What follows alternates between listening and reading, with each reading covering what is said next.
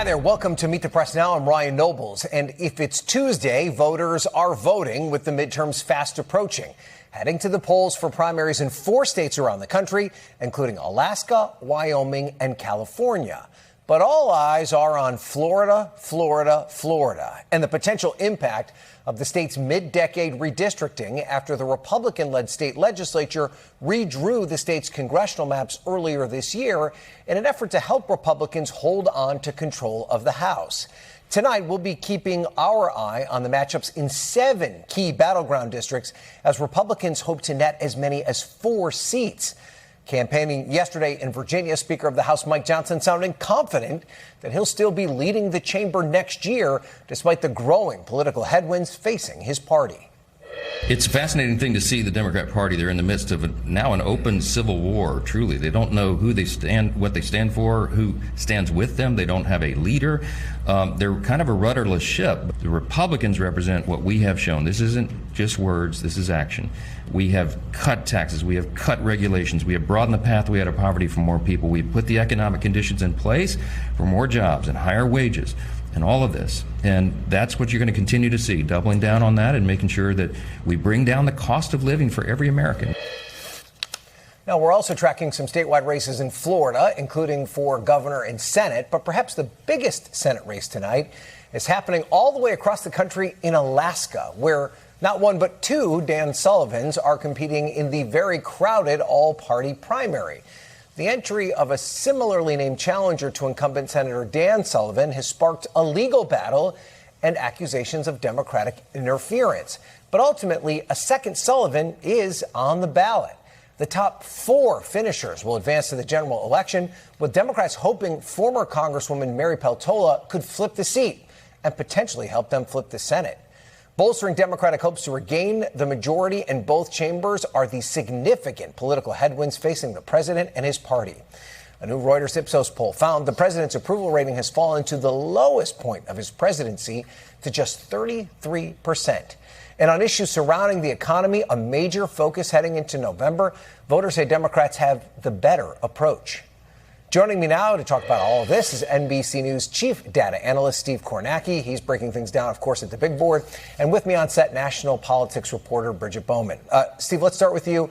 We talked about this redistricting. It's really scrambled the map in Florida. What are you going to be watching for tonight? Yeah, let's take you through. There's really 4 districts, as you say there, that Democrats now have that Republicans through this redistricting are targeting and trying to flip. You're looking here at the Republican governor's race. Byron Donalds favored certainly coming tonight. We'll see what happens. But let's go through those districts here. First of all, start in the 9th congressional district. And you can see this one changed a lot. This used to be a district that was heavily concentrated in Osceola County, Southern Orange County, large Hispanic, large Puerto Rican population. And you can see here geographically now a much more expansive district. A lot of Republican areas there in sort of heartland Florida have been added to the district. The embattled Democratic incumbent here is Darren Soto. He's not facing a challenge in the primary. This Republican primary is going to determine his opponent. But just give you a sense here of what this district, I apologize, these are the old numbers here. I didn't mean to put those up.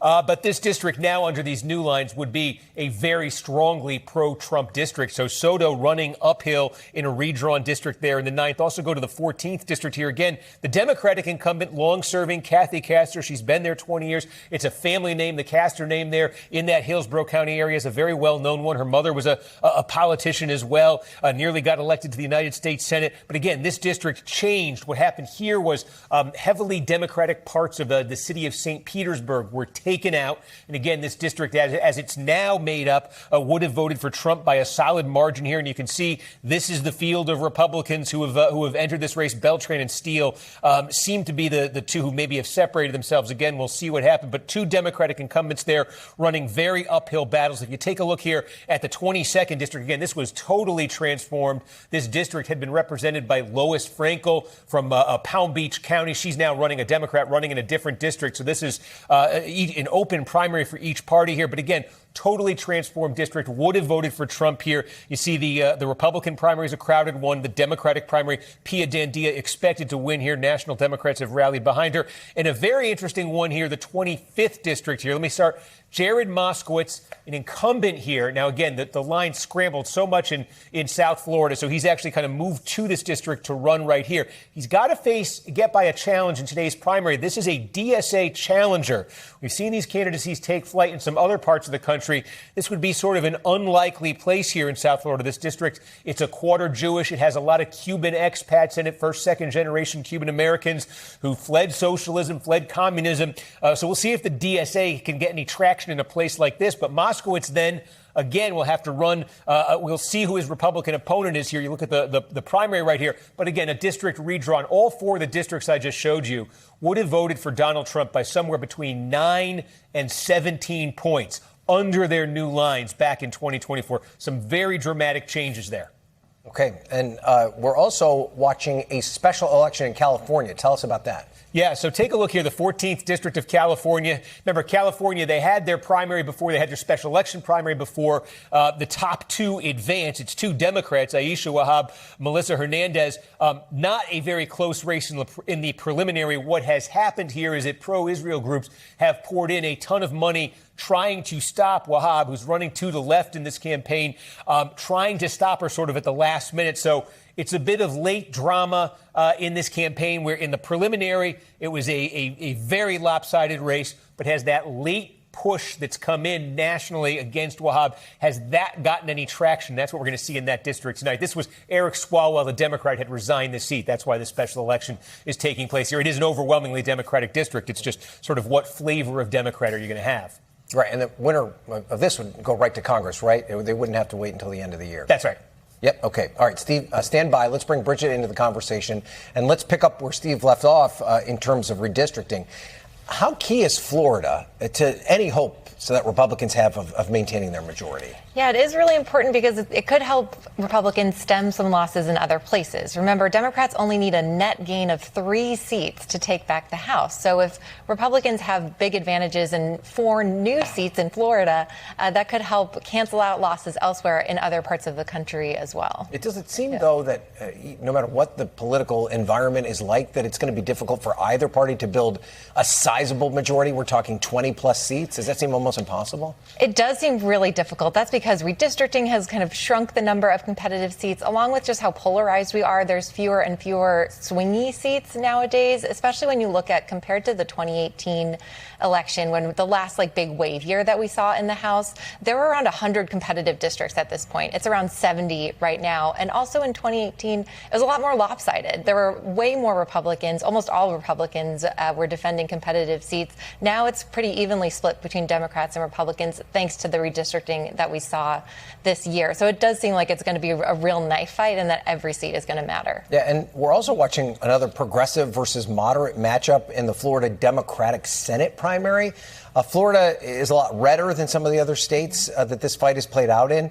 Could this really tell us what direction the party's headed in? It could potentially. I'd keep an eye on the vote share that State Representative Angela Nixon gets. She's the more progressive candidate in this primary against Alex Vindman. If she gets kind of a big chunk, that could be an interesting sign of how fired up progressives are, whether Vindman has a challenge if he's the nominee to kind of bring folks together. That being said, Vindman has way outspent Nixon in this race. He spent 10 times more money than she has. So it'd be really surprising to see him lose. But if you see her get a pretty significant chunk, that could be an interesting tell of the energy that's on the left, even in Florida. And of course, Vindman's twin brother already serving in Congress and up for re-election in the House out of Virginia. Yep. There's also the race to replace Ron DeSantis. He is, of course, term limited. There's a real crowded primary on the Republican side. But Byron Donalds has the president's endorsement. Talk to us about who the Democrats are fielding. Yeah, so the expected Democratic nominee here is David Jolly. He's actually a former Republican. He's a former Republican congressman. So he could potentially have some cross-party appeal with Republicans who remember him. But that being said, Florida is a really tough state. It's really shifted towards Republicans in recent years. They're winning it by bigger and bigger margins. So it's going to be really tough for any Democrat to win statewide here. It's also really expensive. Florida's big. It costs a lot of money to run a statewide campaign. So this is going to be a tough race for Democrats for sure. And of course, the big talker, you probably been asked so many questions about, Bridget, is this Dan Sullivan on Dan Sullivan affair in Alaska. Yes. Could something this, interesting, I guess, for lack of a better way to describe it, could it really impact the results? Could it hurt the incumbent's chances? So it's definitely a headache for Senator Sullivan, right? He'd rather be spending his time and his campaign money focused on himself, focused on Congresswoman Peltola as his expected Democratic opponent in this race, and not telling people like vote for Dan S. Sullivan, not for Dan J. Sullivan. But that being said, the unique way that Alaska conducts its election could blunt some of the impact here. So it's a ranked choice election in November. Right. That means that if nobody wins a majority of the vote, which could be likely in a crowded field, it goes to a ranked choice process where the candidates with the lowest amount of votes eliminated, their votes are redistributed. So because of that, you could see less of an impact here, where if the other Sullivan gets some share of the vote, probably not a lot. He could kind of lose in those early rounds of ranked choice votings. But we don't know who those voters are, where they would go, and that certainly adds a level of uncertainty to this race. Yeah, how well the teacher Dan Sullivan does tonight could go a long way to telling just what kind of an impact this had. Okay, Bridget, thank you so much for that. Steve Kornacki, thank you as well. Don't forget to tune in to the latest edition of the Kornacki Cam for special coverage of tonight's election results. That starts at 6:45 Eastern on NBCNews.com and on YouTube. And for even more analysis, all midterms long, scan the QR code on your screen right now and subscribe to the Data Drive newsletter with Steve Kornacki. And now it's time to hit the road.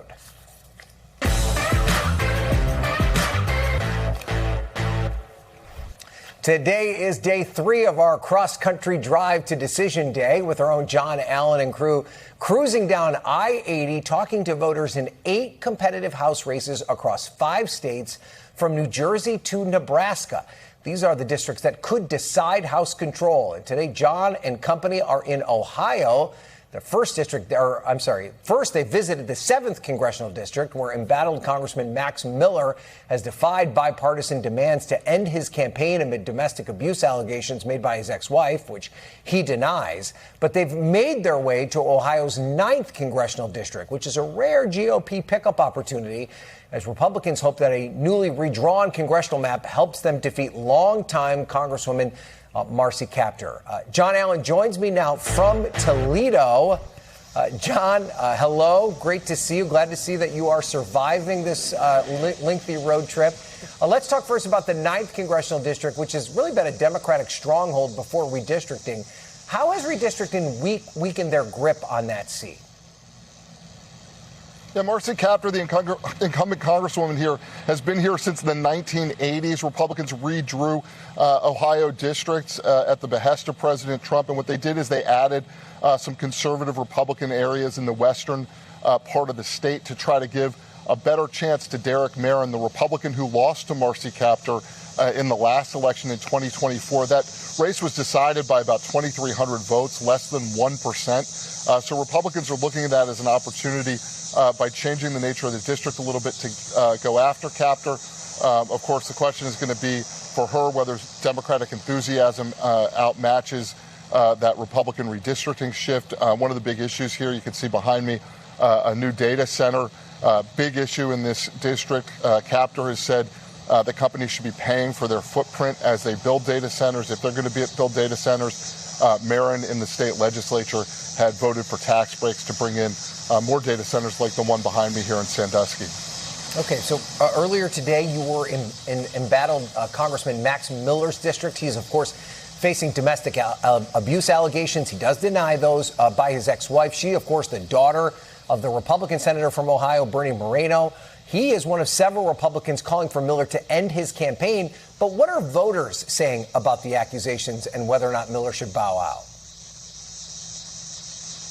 Yeah, this is a problem for Max Miller. As we talked to voters, we heard from several of them that they are concerned about this. There certainly was one woman off camera who said she's going to probably vote for Miller anyway. But let's listen to what Katie Hines, a Republican, had to say. The local congressman, Max Miller, are you familiar with him? Mm-hmm. Did you vote for him in the past? I did. Do you know if you're going to vote for him in November? I don't think I will. Again, it's kind of back to there's too much intermingling of exterior items that are affecting day to day. So, like, what he's got going on in his personal world, unfortunately, is going to roll over into his day to day, and we need to get things done.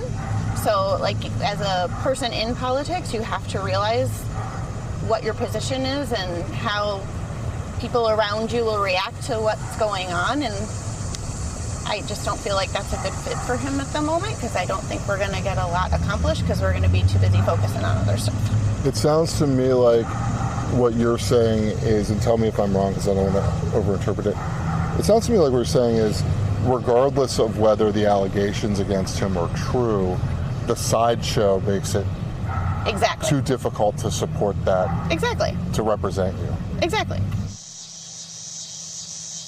And Katie was one of several Republicans we talked to who said they were concerned about the allegations, might vote against them if the allegations are true. And in her case, regardless of whether they're true, she thinks it's too much of a sideshow.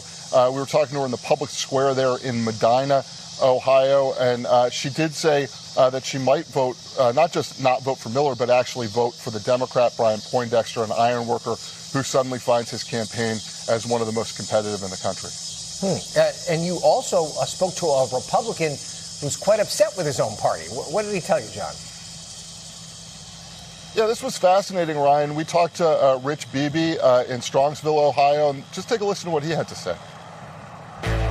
You're still a registered Republican? I am. Do you vote in Republican primaries? I do.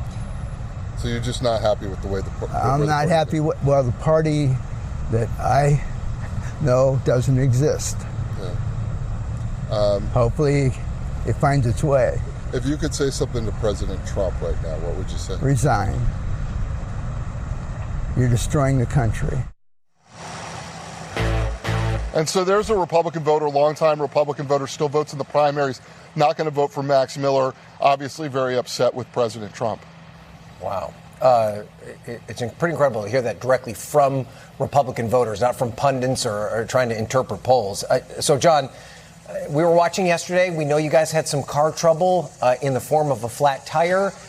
Did Frank Thorpe, someone else from your crew, manage to put on the donut? Were you able to get the new tire? Our viewers are waiting to make sure that you guys are okay. I would love to give you a total play-by-play of Frank Thorpe and Marshall Crook, my compatriots here, jacking up the tire and taking it off and putting it back on. But actually, I think you'd see some video there of Phil at a tire station we were at in Hazleton, Pennsylvania, basically patching the tire for us, getting it back on the minivan. So we're now calling the minivan the Philmobile in honor of the excellent work that was done to keep us going on this road trip. That's good. So they could fill the tire. You didn't have to get a whole new tire. That's a good sign. That's great news.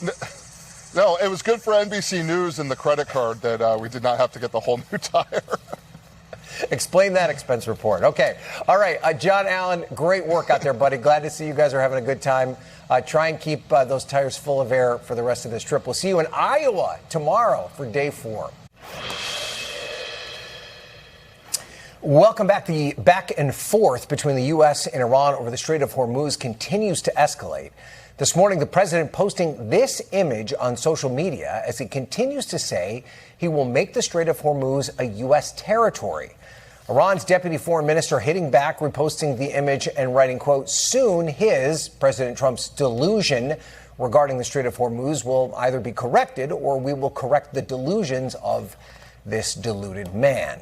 It comes as there appears to be some discrepancy within the Trump administration about the status of talks between Washington and Tehran, particularly after the 60-day window for negotiations as part of the Memorandum of Understanding expired yesterday. Here's what the president's son-in-law said yesterday. I can't go into the details of it, but I will say that the conversations between the U.S. government and different areas of the Iranian government at all areas is probably more robust than it's maybe ever been. And so there's been a lot of good dialogues, which I think is very, very helpful. But in a post on social media, the president directly contradicting him, saying, quote, there are no talks or conversations going on or scheduled with the Islamic Republic of Iran. It comes as the latest polling shows a majority of voters disapprove of the president's handling of Iran by a pretty wide margin. And more than 80% say they think the war will go on for an extended period of time. That includes more than 70% of Republicans. Joining me now, NBC News White House correspondent Monica Elba and NBC News senior national security correspondent Courtney Cubie. Mon, what more is the White House saying about ending talks with Iran? At what point could we see the two sides resume negotiations? It's really unclear, Ryan. We're learning from somebody familiar with the discussions that, according to them, it's going to be up to the president and that he only wants to re-engage in these kinds of talks when he says he feels Iran is ready to make a deal. But as we know, over the course of the last almost 6 months, there haven't really been indications, and Iran instead has actually proven to be quite patient and willing to draw this out. So it's unclear exactly what will move the needle there. But it does come as there are other contradictions we're seeing where the president's own top advisors are saying one thing about the war, and then he is coming out and on True Social or when taking questions from reporters says something different. But in particular, when we're talking about the status of these talks, behind the scenes, it's not just his son-in-law who has said that, but others have stressed that they have tried to have these negotiations going on a parallel track. But the president now declaring today that those are done for the foreseeable future, Ryan. And we mentioned those polls on the president's handling of Iran.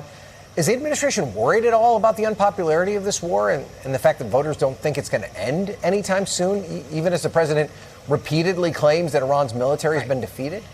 Internally, yes, there is definitely an awareness of this, and it's the president who's the one who's often most publicly dismissive of it. He almost is imploring people to be grateful to him for this war existing and saying that people sort of need to suck it up when they have to pay a little bit more at the gas pump, according to him, in his words, because it means that Iran will never have a nuclear weapon. So the president has not really been willing to engage and kind of talk about people's anxieties financially when it comes to this. But when you do talk to White House aides, even a few weeks and months ago, we had reporting that they were really trying to get this in the rearview mirror. And obviously, Ryan, that is not the case. And we only get closer and closer to the midterm elections, where this does seem to be a pressing issue for many voters. And it's not the only pressing issue, right? And the president is also underwater on his handling of key economic issues, which used to be his strength. This as the war continues to keep oil and gas prices up. Right. As we get closer to November, how much will that factor into the administration's thinking about its Iran strategy? Yeah, and it was fascinating that one of these apparent contradictions was the vice president just a couple of days ago saying that he felt the number one goal of the war against Iran is to keep oil and gas prices down. Now, he said that it was also important to prevent Iran from having a nuclear weapon. And the White House has tried to clarify that both of those things are equally important. But again, the reason that that's a goal is because this war was started by the United States. This is a situation and creation of their own making. So again, there is an awareness, and they are acutely aware of the fact that ultimately those kinds of prices will affect the way people think about this military conflict. But according to the president, he is saying that that is not the most important thing, that the number one goal for him is to ensure that Iran doesn't have a nuclear weapon. And again, that memorandum of understanding that came and went means they're no closer to that goal throughout this war either. Ryan. Okay. All right, Monica, thank you for that. Courtney, let's turn to you. It's one thing to talk about the politics. Let's talk about the reality of the situation on the ground, specifically the Strait of Hormuz. The president says it's open, says it's going to become a U.S. territory. Iran's lead negotiator says it's closed, and he said it will stay closed until the U.S. lifts its naval blockade. Are we at a standstill right now? What's actually going on there? It's a standstill. I mean, one of the big problems is people using terms like open and closed, because it just doesn't apply to what we're seeing here. There are waterways that are going through, or lanes that are sort of going through. The U.S. military is still helping to coordinate with a small number of ships that are going through who want to coordinate with the U.S. military, but there are other ships that are trying to go through.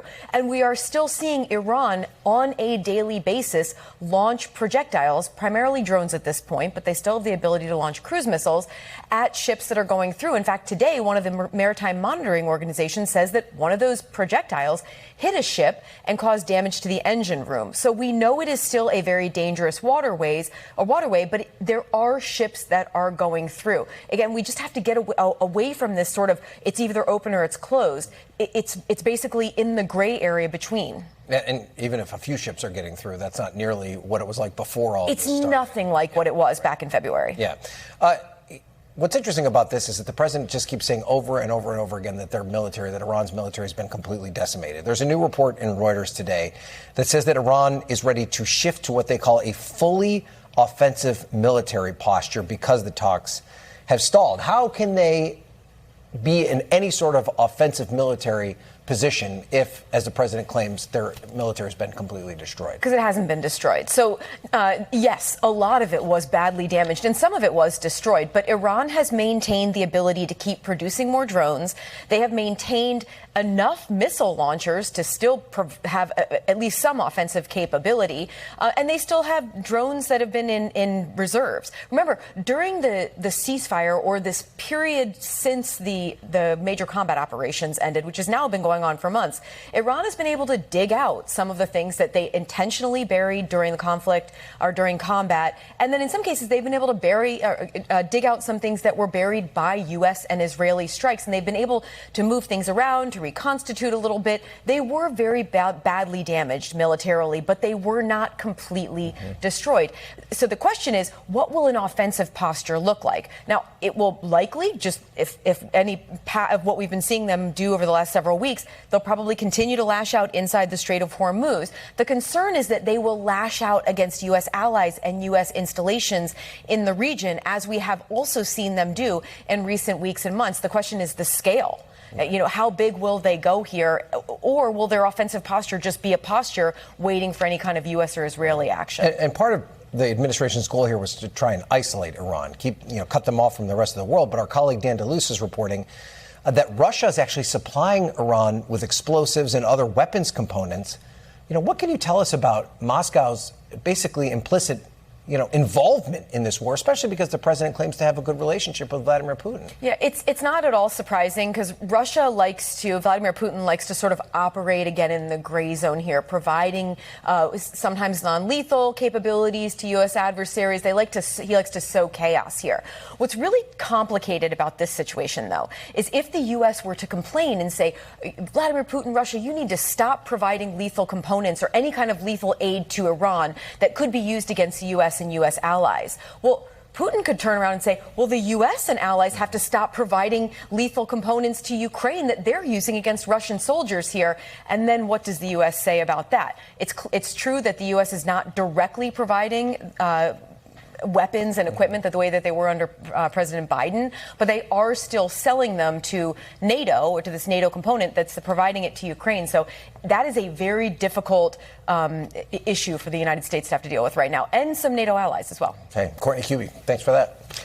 Up next, I go one-on-one with a Democratic challenger in a district that has an 11-term incumbent, Debbie Wasserman Schultz, running in it. That's in a primary where the debate over redistricting and diversity in Congress is front and center. Former Broward County Mayor Dale Holness is standing by. Don't go anywhere. This is Meet the Press Now.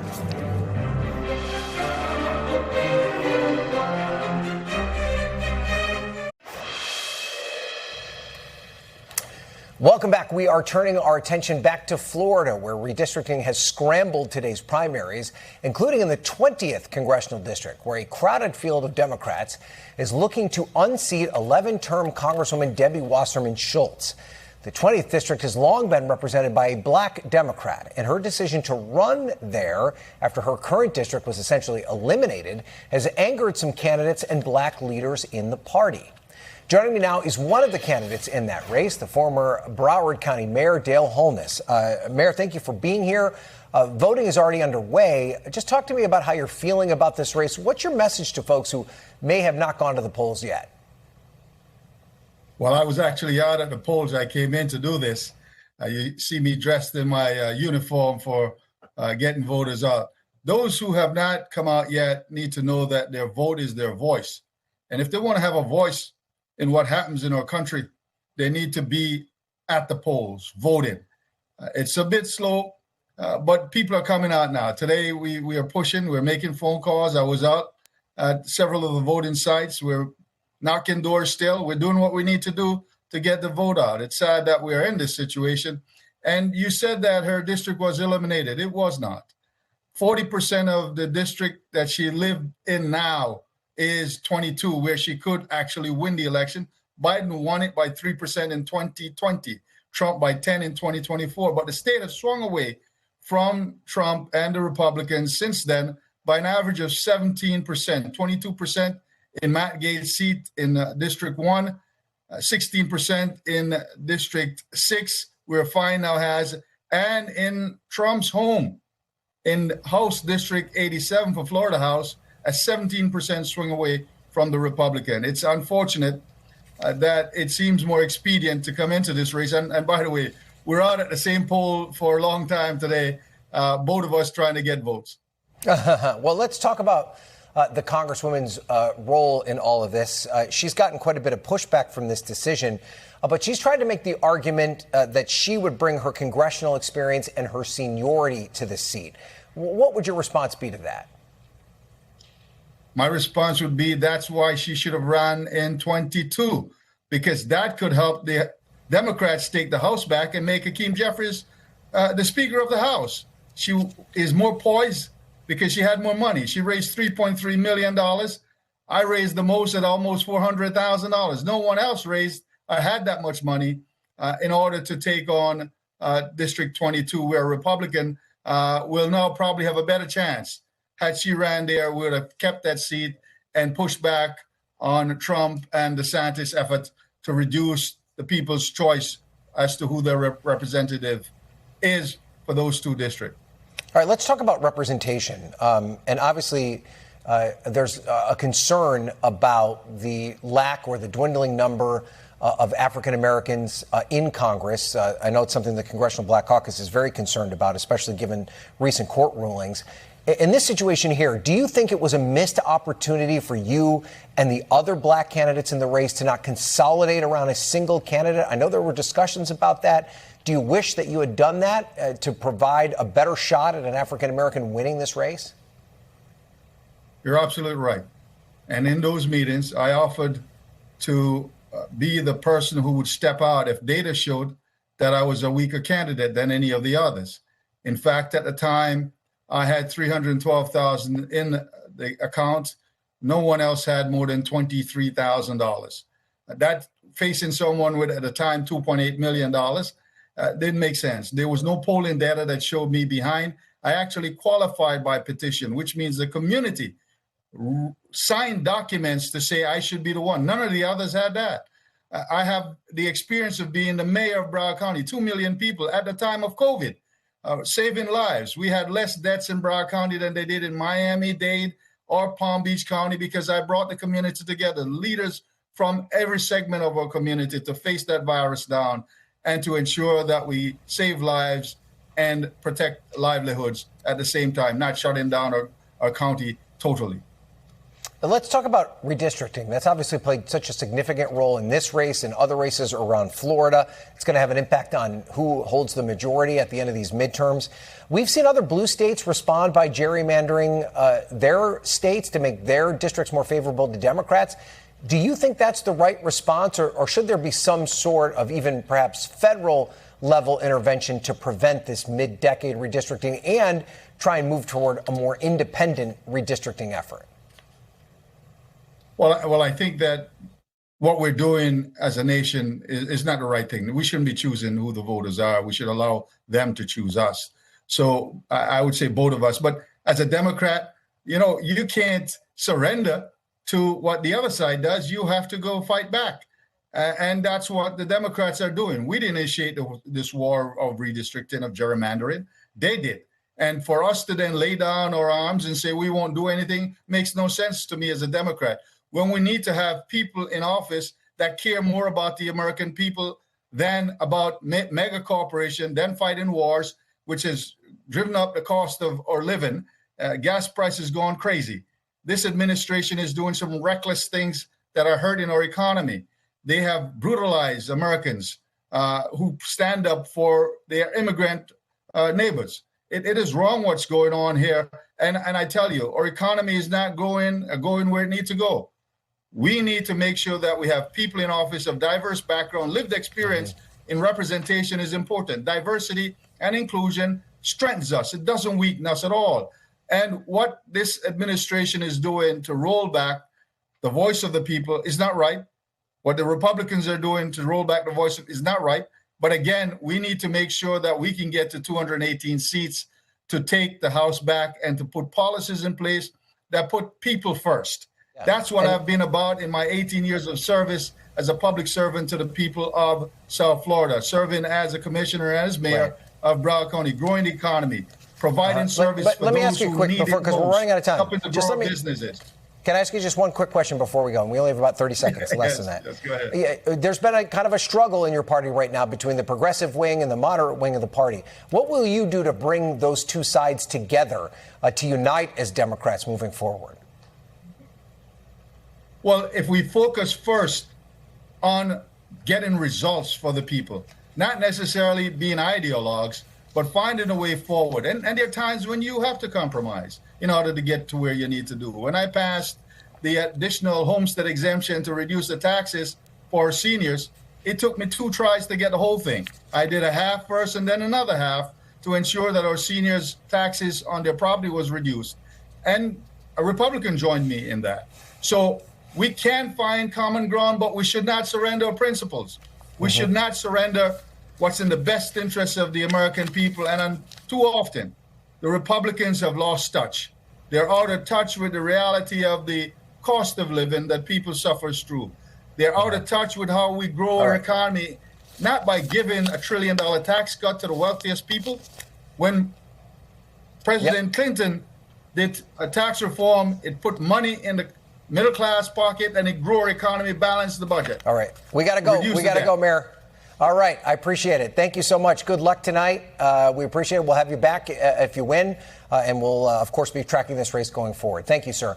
As we mentioned, Steve Kornacki will have special coverage of tonight's results on NBCNews.com and YouTube. After the break, speaking of Florida's primaries, one of Palm Beach's most high-profile residents, President Trump, voted by mail in today's election, despite his repeated claims that mail-in voting is, quote, crooked as hell and should be banned. Our panel is going to weigh in on that. You're watching Meet the Press now.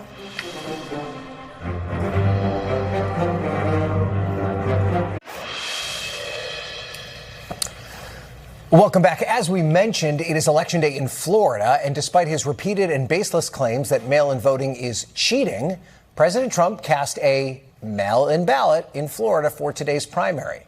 The White House defending the move while simultaneously pushing for the Save America Act, which would put new restrictions on mail-in voting, but won't ban it, which is what the president wants.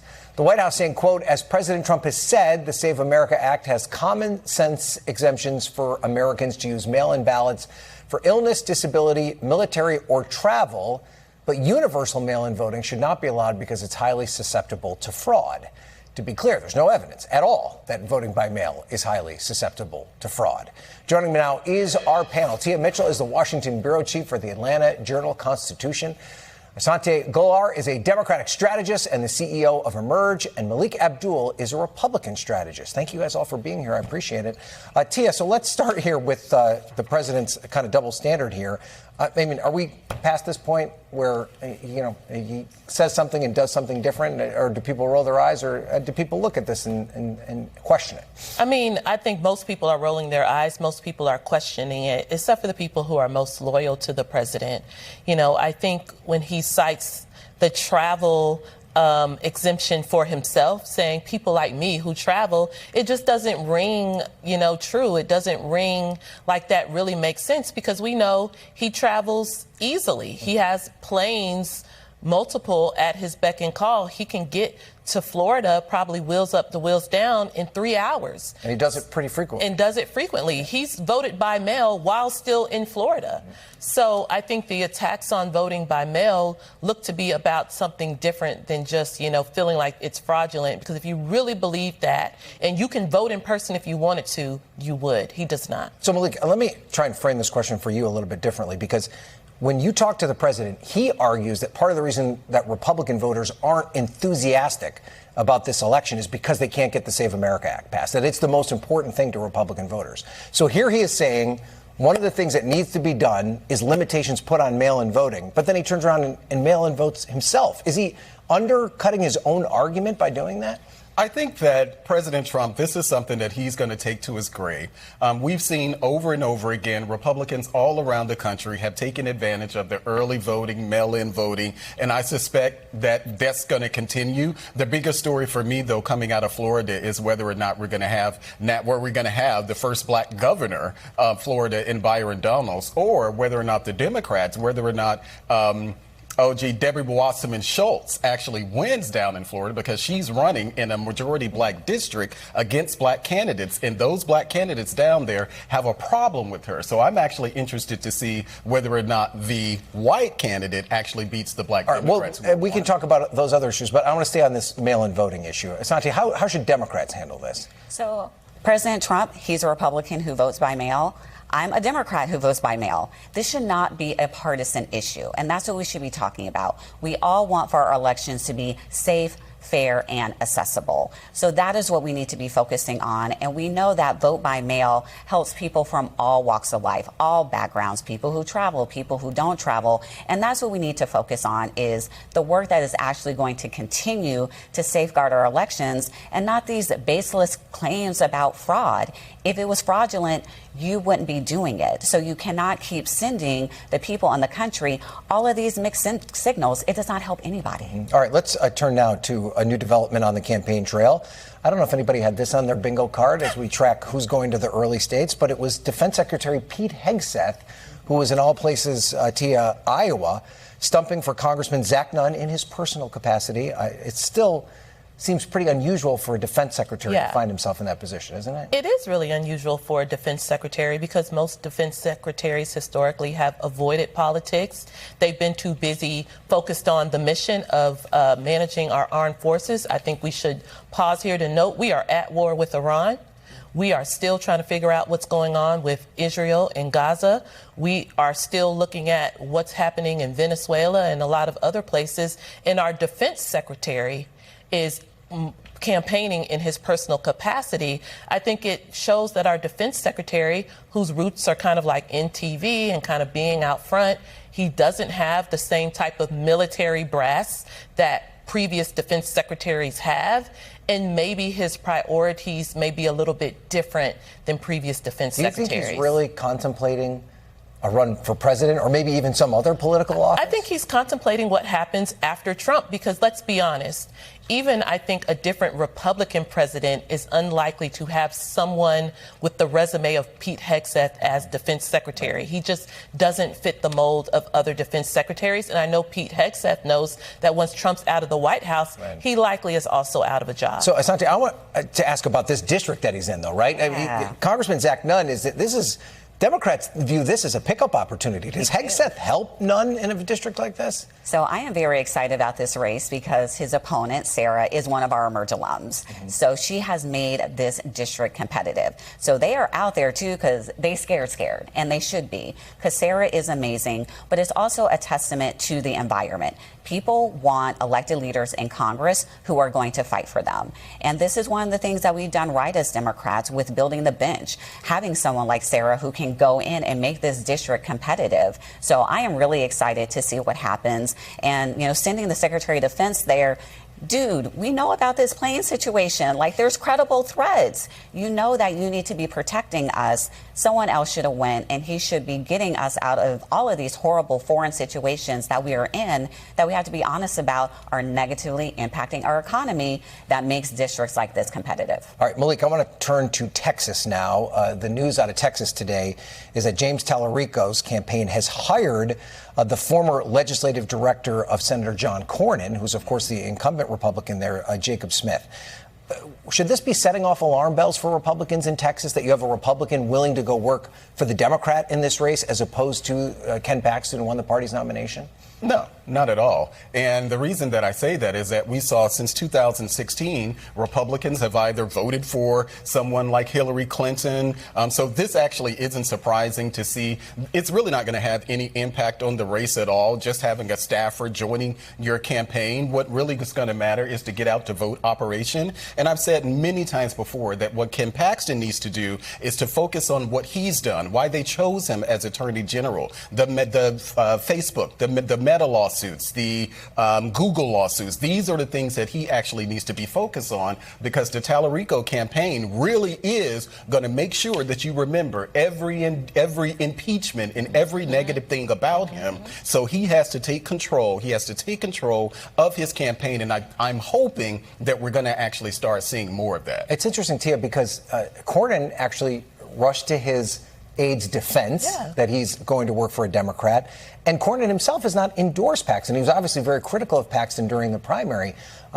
Could there be a little bit of dissension in the Republican ranks then? I mean, I think it's shrewd on Tallarico's behalf, because it shows that he's trying to have messaging, have outreach that speaks to Republican voters. He is hoping that there are Republicans who are Cornyn supporters who don't think they can stomach voting for Paxton. Could they consider maybe voting for a Democrat in November? That's what he's portraying by hiring this former Cornyn aide, and by Cornyn saying, hey, I'm not mad at him for doing it, I think indicates that there are Republicans who still have concerns about Paxton's electability, and not just his electability, but they have concerns about what type of senator Paxton would be, and are saying maybe we do need to look at the other guy. Right. All right, Asante, I want to close on this, and I want to put up this poll from Reuters about which party has a better plan for and how voters view this. On health care, voters are saying Democrats have an 18-point advantage there. Cost of living, they're up. The economy, they're up. Republicans are up on immigration, but only by a little bit, and Republicans own crime. When I talk to Democrats, the biggest thing they say is my party going to mess this up? How can your party mess up these numbers heading into this fall election? These are some pretty good numbers.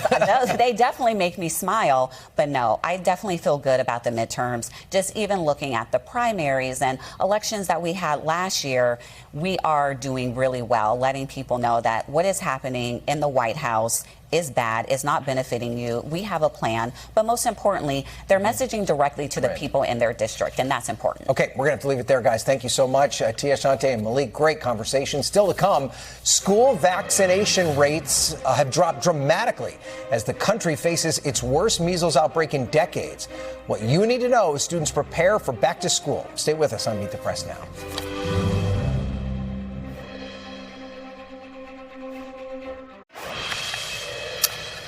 Welcome back. As children prepare to head back to school, new data released by the CDC shows an alarming drop of the number of kindergarten children getting vaccinated during the last school year. During the 2025 to 2026 school year, 4.2% of kindergartners had at least one vaccine exemption. That's up from 3.6% the previous school year. That decrease coincides with the Trump administration's continued effort to make changes to the childhood vaccination schedule. Remember, just last week, the president signed an executive order to reduce the number of vaccines recommended for kids, a move that drew widespread criticism from public health officials.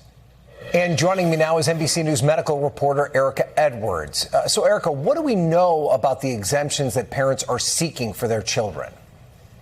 So just 0.2% of those exemptions were for medical reasons, meaning the vast majority were listed as non-medical, so religious or simply personal reasons not to get vaccinated. And even though all states have vaccine requirements to attend public school, nearly all of those states, 46, have the exemption loophole. So, Ryan, it's easy for parents to opt out for any reason. What are the implications for children if this trend of vaccine exemptions continues? Huge. Let's take a look at Utah, for example. The number of kids there getting the measles, mumps, rubella vaccine has plummeted from 94% a decade ago, that down to 87% just last school year. Utah, of course, is the state that's been unable to control its ongoing measles outbreak for more than a year. Ryan? This also comes as we're seeing these measles cases rise across the country. Are public health officials worried that it could further escalate, especially because we're right around the time kids return to school? Yeah, no question. I mean, according to that new CDC data, last school year, just over 92% of kindergartners got that measles vaccine. Experts say we need 95% of a population to be vaccinated to prevent outbreaks. And remember, some kids have health problems that prevent them from getting vaccinated, and they're the ones left vulnerable when those rates go down. Ryan? Okay. Erica Edwards, thank you so much. And we'll be back tomorrow with more Meet the Press Now. But as always, there's more news ahead on NBC News Now. Thanks so much for watching.